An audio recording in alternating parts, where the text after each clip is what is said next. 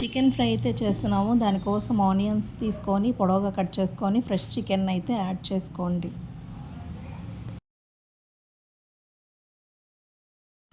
ఇప్పుడు ఈ చికెన్లో పసుపు తర్వాత ఉప్పు అనేది యాడ్ చేయండి.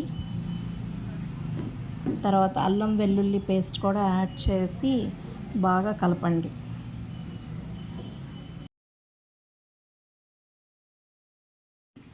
స్టవ్ ఆన్ చేసి ఇప్పుడు చికెన్ అయితే పెట్టేద్దాము. ఒకసారి కలపండి. హై మీదే పెట్టి దీన్ని కుక్ చేద్దాం కొంచెం సేపు. స్టవ్ సిమ్ చేసేసి మూత అయితే పెట్టేద్దాం. చూడండి వాటర్ అయితే ఎలా వచ్చాయో. ఈ వాటర్లోనే ఇంకొంచెం సేపు బాగా కుక్ అయ్యేలాగా కలుపుదాము. ఓకేనా?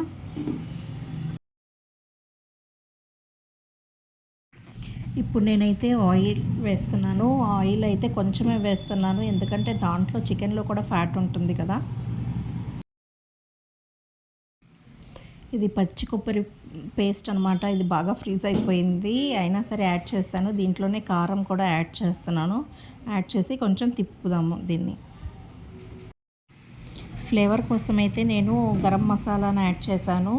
గరం మసాలా తర్వాత చికెన్ పౌడర్ కూడా యాడ్ చేస్తాను అనమాట. యాడ్ చేసిన తర్వాత తిప్పుదాం.